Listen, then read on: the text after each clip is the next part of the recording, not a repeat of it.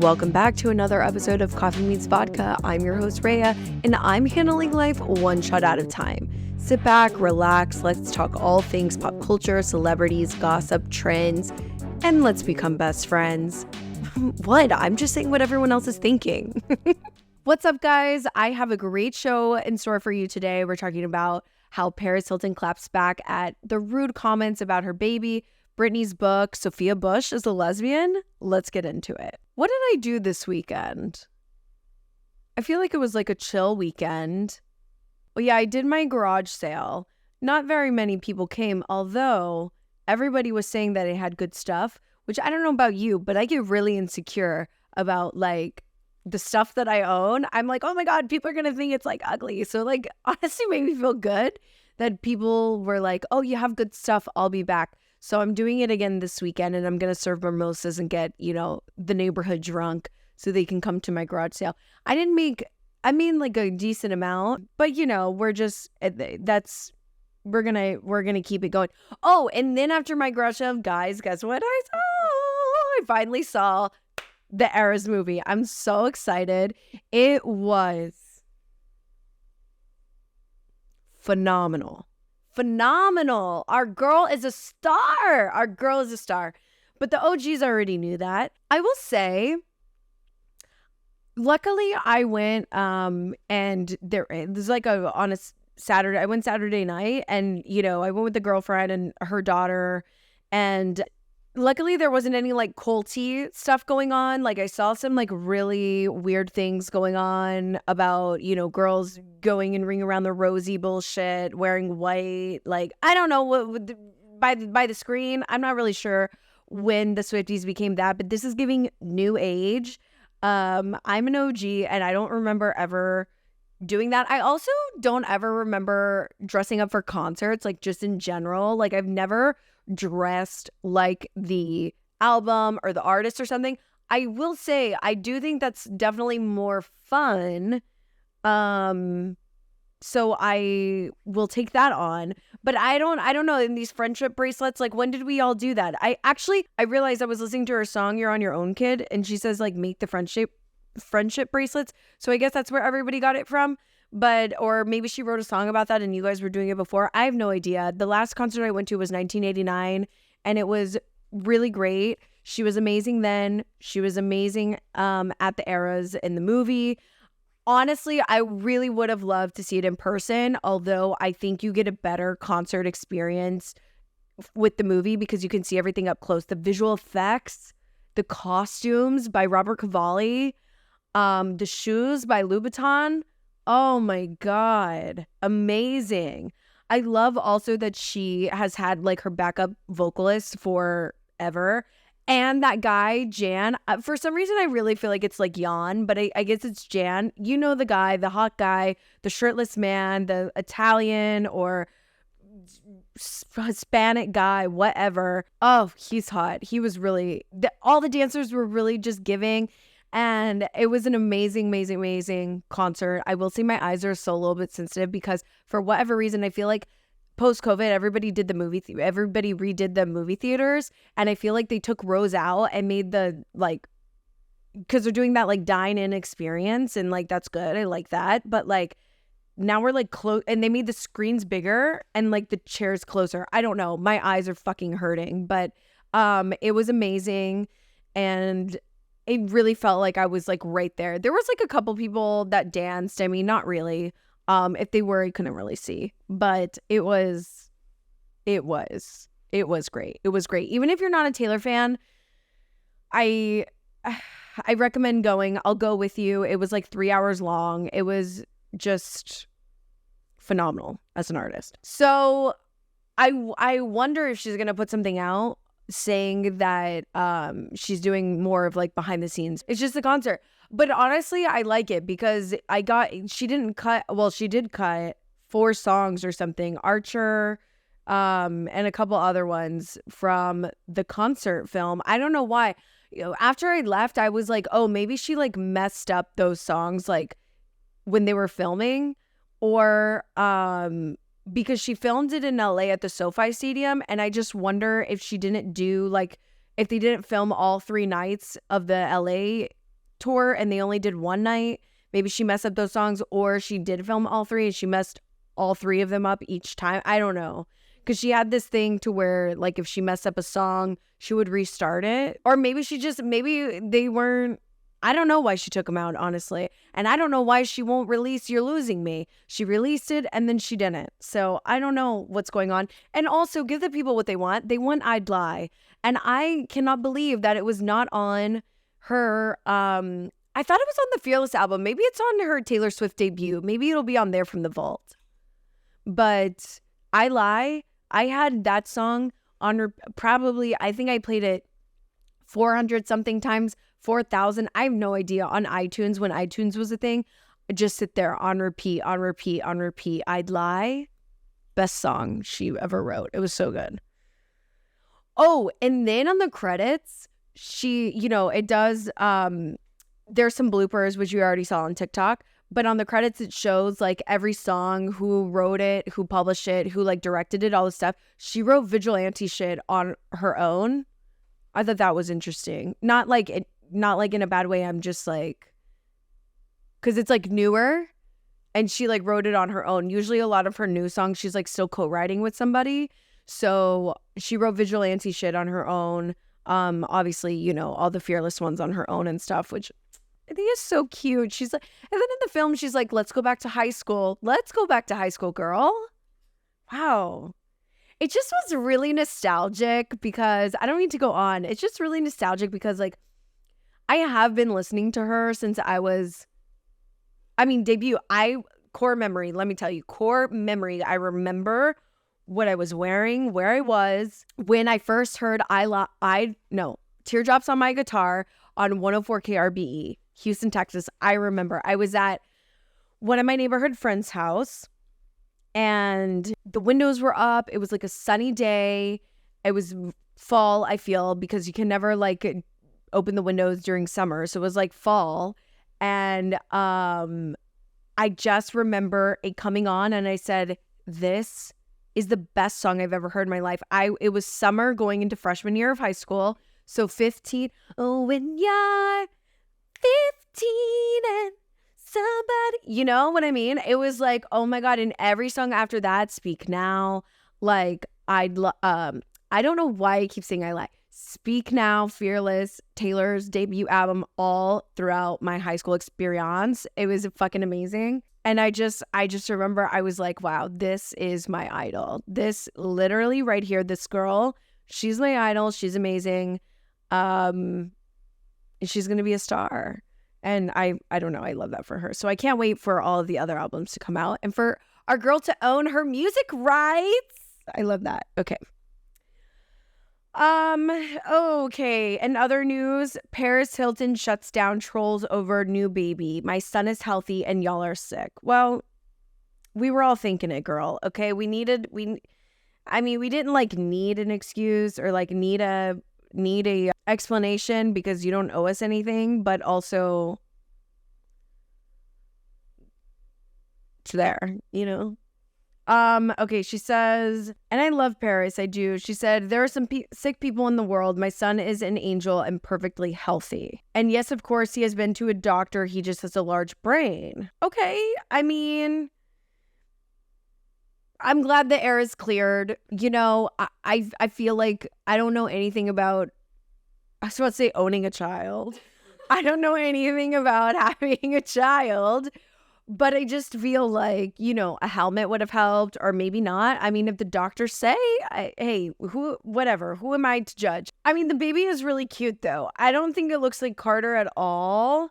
But babies in general, I can't tell what they look like. I need at least a year to tell if the baby is cute or not because it really does change like day to day. So, I mean, that's all we want is a healthy baby. I'm glad that Paris is a mom. I think she's gonna be a good mom. She has all the help in the world if she needs it at her fingertips. So, I'm glad she said something. All right. And other news, guys, this is okay. So I watched recently this documentary called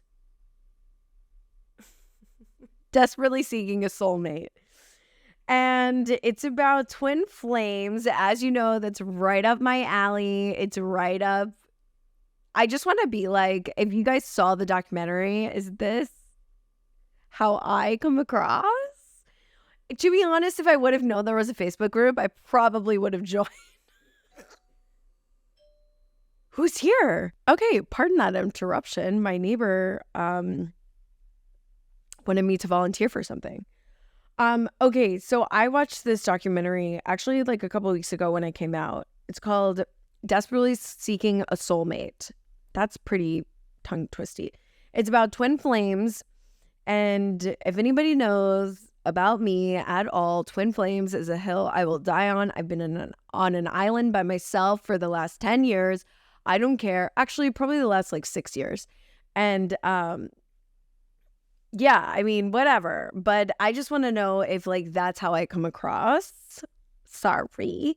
And if I would have known that there was a Facebook group or somebody to like, I don't know. I say that I'm like culty, but like I'm not, like, I don't know.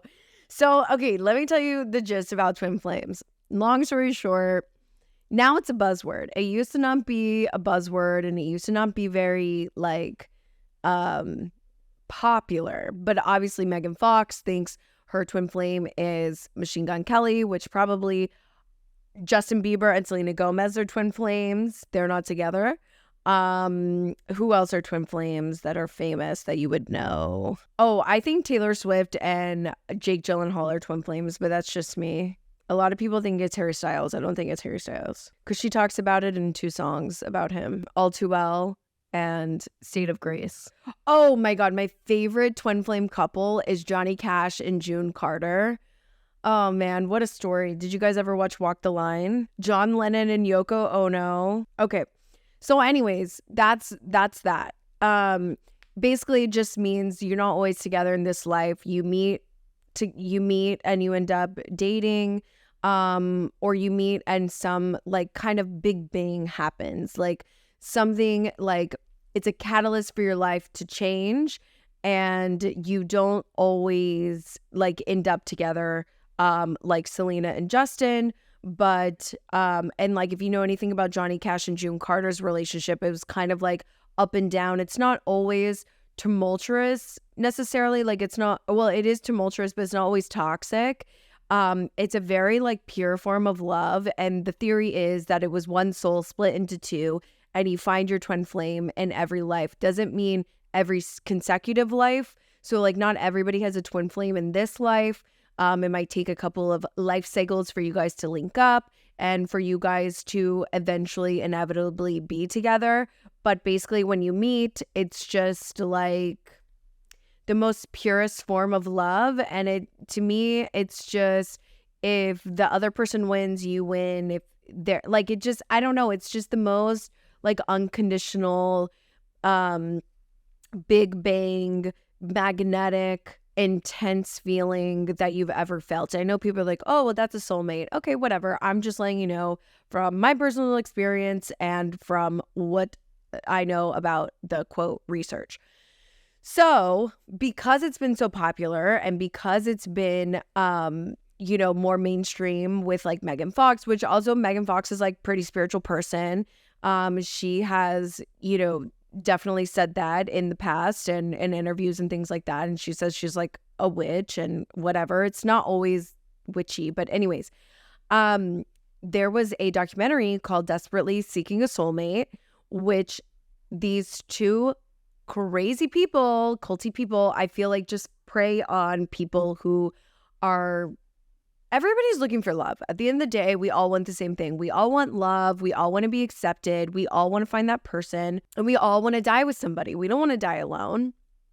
But I just think if you don't have like a good sense of who you are, if you don't stand your ground, you're going to fall for anything. And you're going to fall for the bullshit that people tell you. So yes, I can sit here all day and talk woo-woo and theories and whatever. But I know who I am. And I think it doesn't always come across because I think a lot of people don't like read between the lines, and that's fine. But I also think a lot of people in the society just don't really know who they are. They don't have an identity, and they're just grasping at straws. I mean, right? Like, so, finding a twin flame is like your ultimate soulmate. It's like I don't know, it's like the most highest being. And so these two people, Taylea and Jeff, founded the Twin Flame Universe, an online community that sells courses and seminars to help members find their one true love or twin flame. So it's on Amazon Prime. As seen in the trailer exclusively debuting below, the new series features testimonies from former members of the group, which many have described as a cult, who share how Taylea and Jeff use their claims that they are chosen by God to compel members into changing themselves in drastic ways and influencing some to change their gender identity. Okay, so in the documentary, there was this one girl. She was like, I think I've met my twin flame. So long story short, everybody joins this like Facebook group. Then they sign up for, this is what these people took advantage of. They join this Facebook group and they're like, I think I've met my twin flame this, blah, blah, blah. And they join these seminars for like, I think a couple $100. But it's like an ongoing, and they get you, and it's like $400 here, $500 here, $1,000 here, like whatever. Oh, we're going to a retreat, this and that. So they would do one-on-one sessions, and they would say, this one girl was saying that like, she's like, yeah, like my twin flame blocked me, and put a restraining order against me. Like, what do I do? And Jeff was like, no, you just need to continuously, like, he was like, he's running. You need to chase him. You need to make him aware that you are supposed to be together. He's denying the twin flame relationship. Like, you guys are supposed to be together. This is a twin flame union. And that's what they literally preached, to basically be like stalkers. Like, a lot of these women and men have stalked their twin flame into like court orders, restraining orders, blocking. They've had to move, like all these things. That's not love. I'm telling you, that's not love. That's scary. That is stalking. And they're like under fire. Well, I don't know if they're really under fire, but this girl was saying that she was going down a rabbit hole on Reddit about twin flames, found this group. And anyways, the guy Jeff has always wanted to be a like guru of some sorts. He's like changed his name to like something crazy, and then now he's like back to Jeff. And he met Taylea, who was like very spiritual, and Jeff was always the type of person who would like, sell anything. He's like always thinking of things to do and to sell and like whatever. And like, he wants to be a life coach at 23. And it's like, what experience do you have at 23? So he met Taylea, who's like very spiritual, and they kind of teamed up. And they do believe that they're soulmates. They believe that they're twin flames. Like, she believes that they are twin flames without a doubt, whatever. And they think that they're helping people, but they're not. Jeff doesn't really believe it. He's just in it for, the money, the gimmick. He's in it to bring, I don't know, just like some sort of seedy business, right? So that's what this documentary is about. It's pretty wild. If you watch it, I mean, well, I guess it's not that wild. Like, I kind of fell asleep on the third episode, but it's just, it's sad to me, the great lengths that people will go to find love instead of heal themselves and realize and take it for what it is, and to like surrender to the universe and like move on. That is what I really think, I don't know. There's just like a lot of unhealed people out in the world that a lot of other people prey on, which also brings me to my point. I was talking to one of my girlfriends recently, and like, I don't have that many people around me that are like deeply feeling. Like, I have probably about like, I don't know, 5 or 6 people, which I feel like is definitely more than the average. But we were talking about just how people don't feel as deeply as me and her do, and just kind of walk through life and like just kind of accept things as face value. Like, whereas I'm taking it to my core, like very deeply, like, oh my gosh, I cut off that person in traffic, or oh my gosh, whatever. Like, I'm mad in the moment, but I'm like really like taking it to heart. I'm like, oh my God, I need to find their address and like send them a letter. Like, a lot of people just don't feel that deeply. So I think, when it comes to being like gullible and stuff, I just think it's really easy to take advantage of people who like really do care about other people. And it's sad. It's like the 80% of the general population don't care that deeply, don't really feel that much, don't take it on. And then there's 20% that do. I'm definitely in the 20%. And I think, to me, that's mind-blowing. That is so mind-blowing to me, that like people are not feeling things on like a cellular level. Like, you guys are just sitting here taking it face value. And, you know, if I had a nickel for every time somebody was like, you're so emotional, you're so this, you feel so much, you're so passionate, you're so this. You know what? I used to get really offended by it because, I don't know, it makes you feel like, well, nobody else is feeling this deeply. Like, what's wrong with me? Like, am I unhinged? And the answer is yes. But also, the answer is like, there just are people, you're surrounded by the wrong ones. And there just are people who just kind of go through day to day. They don't look at life as like magic, and they don't feel as deeply. They don't want to talk to strangers. They don't care about people's stories. They just kind of wake up and do their life, and they're okay with it. To me, that's wild. Honestly, I mean, I like the way that I am. I would never take back or regret anything and be like, oh, I want to feel less deep and like whatever. But maybe just for like one day, I would like to see what like the average person feels, because like, wow. And I wish you could feel what I feel, because it's so magical in my mind, in my life. Like, my life is exciting. My friends are interesting. You know, I do fun things, and and to me, sometimes it's boring. I'm like, addicted to the thrill of it all. You know what I mean? It's like, something else on to the next. But like, just a boring day in my life is like really exciting to most people.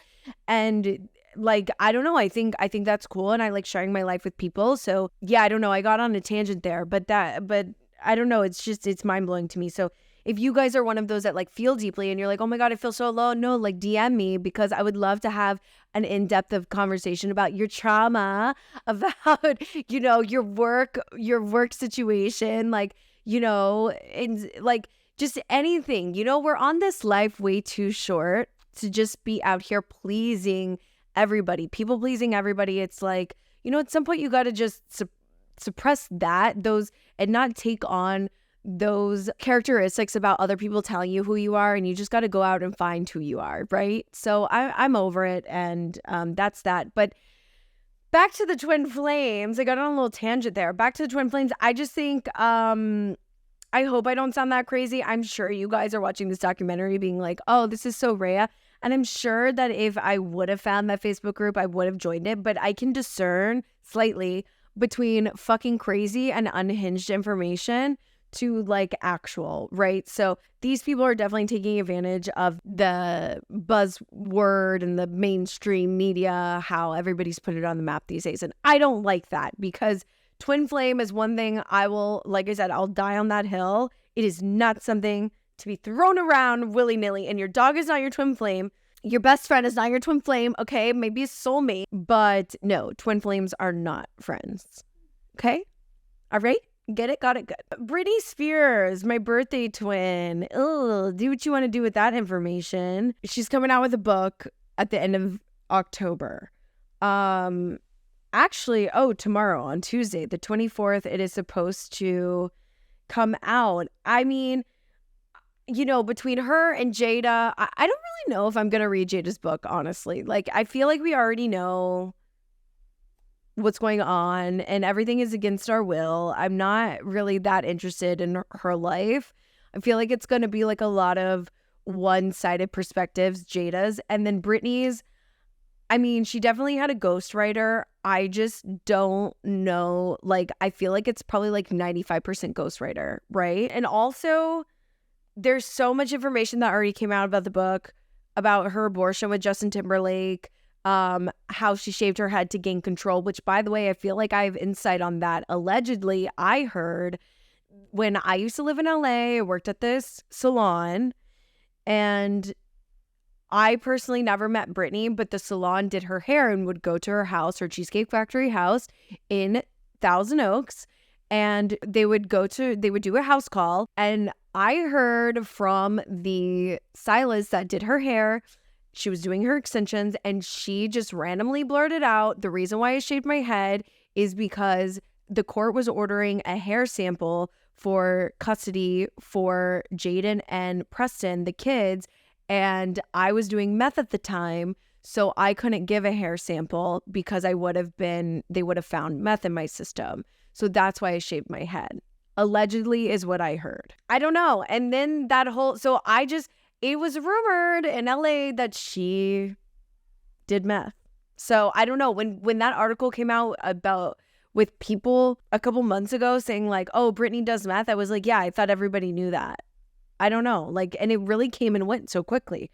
So I don't know if somebody put like a cease and desist. I don't know. But she said that she shaved her head to regain control in her memoir. And that is the narrative that we're going to go with. So anyways, she says that she had an abortion with Justin Timberlake. And I just feel like all the bombshells have been revealed. I don't know that I'm going to be interested in I'm definitely going to read her book. And I'm going to do Audible. Apparently Michelle Williams, Heath Ledger's ex-wife or ex-girlfriend, is going to be reading it. So that's exciting. I mean, I don't know too much other than that. I just feel like, her sister was on Dancing with the Stars. Ironically, I randomly watched Dancing with the Stars like a couple weeks ago.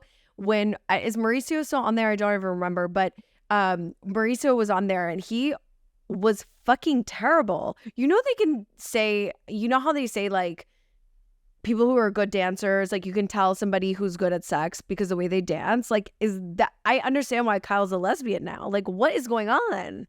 Like the dancing was horrible. And I get it, you're not a professional, but I'm just like no rhythm at all. And then you know what he blamed it on? He said, this is such a good plug, actually. He was like, sorry, I feel like I had a bad, because he got like 5s or 4s or something, or like 5, 4, 4. This is like 2 weeks ago. And he was like, sorry, the Real Housewives of Beverly Hills trailer just dropped. I feel really out of it. Good plug. On ABC, people who may or may not be watching Bravo or Real Housewives of Beverly Hills. I mean, it's giving executive producer. You know what I mean? It's giving plug. So I thought that was like a cheap shot, but I also, I liked the plug because it was really smooth.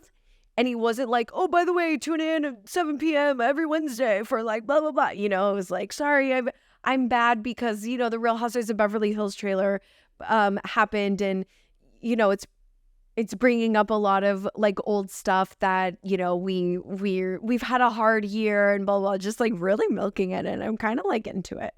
So, yeah, so Jamie Lynn was like first to get voted off or something. She wasn't good. I guess she wasn't really a crowd favorite. And Ariana Madix, why did I almost say Adriana? Ariana Madix is on there too. And she's doing good. So I think she's going to win. So I don't know. I'll keep you posted on Britney's book. I did read Paris's book and I've wanted to talk about this for so long. I feel like I've recorded some episodes pre-launch or pre-relaunch. And I talked about Paris's book. Paris Hilton's book, bro, one of the best books I've ever read in my life. Even if you're not a Paris Hilton fan, you've got to read it because it was, and she wrote it, like she's a great writer. I'm sure she probably had help, but I feel like for the most part, she wrote it. It was so gut-wrenching. And I felt like I listened to it on Audible and I forgot that I was reading her life story. I kept coming in and out of the book being like, oh, Paris Hilton is just like reading a story. No, dude, it's like her story. It's so amazing. She's a better person than I am because no way I could forgive my parents for doing that to me. You could see how she's come a long way and done a lot of therapy and to get to where she is today, and the forgiveness and the closeness that she has with her family still to this day and doesn't hold grudges or hold anything against them is like really big of her. And I just think like, just because you have money doesn't mean that it solves all your issues. And, everybody is fighting a battle regardless. And we do need to be kind to one another. And I just, I don't know. It was really, really, really, really such a phenomenal book. And I highly recommend everybody read it. On Audible, she reads it and it is her real voice. And it's actually really soothing. And I wish she would use her voice more often. Some justice was finally served. Natalie Holloway can finally be laid to rest. If you don't know, if you're kind of young, Natalie Holloway took the world by storm in 2005. She went on a graduation trip to Aruba with her classmates, and she had a full ride to, I want to say, Alabama. And she never returned home. She was murdered by Jordan Vandersloot. And for years, he denied it and was on trial and then like wasn't found guilty. And the Aruban police didn't have enough evidence against him, et cetera, et cetera. In 2010, he went to Peru and murdered a Peruvian girl, is serving time for her murder. And then recently, Natalie's mom set him up for wire fraud for about 15 to 25 grand, I think, or maybe 25 grand. And he agreed to it. And so the U.S. is going to prosecute him for wire fraud after he serves 28 years in a Peruvian jail.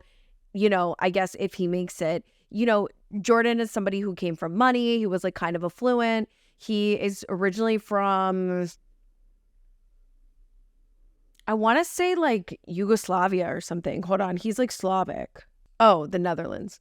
So he's originally from the Netherlands and, you know, went to Aruba on vacation with some of his friends. She met him and his friends and they allegedly went to the beach. And I think that's where he said that he murdered her. And, you know, her body has never been recovered. It will never be recovered.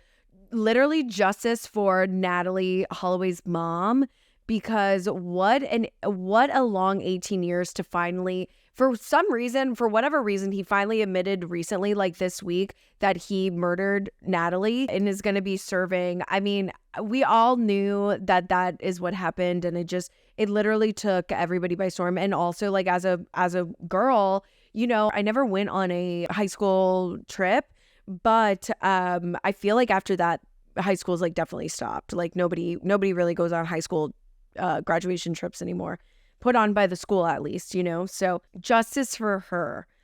And then our last story, Miss Sophia Bush is now a lesbian. She's dating soccer star Ashlyn. Okay, I mean, it's giving 2023. You know, Kyle is allegedly dating or not dating Morgan Wade, who is a lesbian. And now we have Sophia Bush dating Ashlyn Harris. Apparently they've been friends for a while. She also owns part of a soccer team in, just part of a soccer team. I don't fucking know where. I'm not into sports. And she's been friends with the couple for a while, which I think is crazy. It's always, your replacement is always closer than it seems. Even if they are straight, apparently. And like dating men. It's like now we can't have girlfriends, like friend girls. Like I don't get it. So anyways, she divorced her or is separated from her husband of 18 months, Grant Hughes. They just celebrated their 1-year anniversary. And a couple weeks later, she filed for divorce, which is crazy because they were friends for 10 years before they got together. And they got together during COVID. And I just don't think COVID relationships are lasting. Like there's Joshua Jackson and his wife just got divorced, and now he's dating that Oscar winner. Joshua Jackson and Lupita were seen at a concert, but what concert? Oh, Janelle Monáe's concert. So I don't know. I just feel like all of these COVID relationships really aren't lasting. And I need a theory and research about what that is, right? I mean, I don't know. I guess congrats to the happy couple. I think it's kind of weird that she was friends with them for like ever. And I think Ashlyn and her wife, who are both pro soccer stars, correct me if I'm wrong, I'm sorry. This is not the news that you deserve. But Sophia and Ashlyn have been friends for a couple of years, like a long while. And Ashlyn, and she was at their wedding. Sophia was at their wedding and had been friends with them forever and like in pictures together and like them three and like hanging out. And yeah, I guess your replacement's always closer than you think and nobody is safe. So I don't know, but I guess congrats to Sophia and Ashlyn. I hope they're happy. I don't know. Sophia was also only married to Chad Michael Murray for less than a year, married to Grant Hughes for less than a year, dated, you know, these guys for like a while, but would only be married for like only a year. I don't know. I hope this is, I hope she's happy and I hope that we get more information. I need to know more. I need to study. Okay, guys. Well, that's it for the show today. Always put it on Coffee Meets Vodka and follow us on Instagram and TikTok at coffee.meets.vodka. Email us coffeemeetsvodkapod@gmail.com. Follow us on YouTube, Coffee Meets Vodka. anywhere you get podcasts, and I'll see you guys next week. Bye.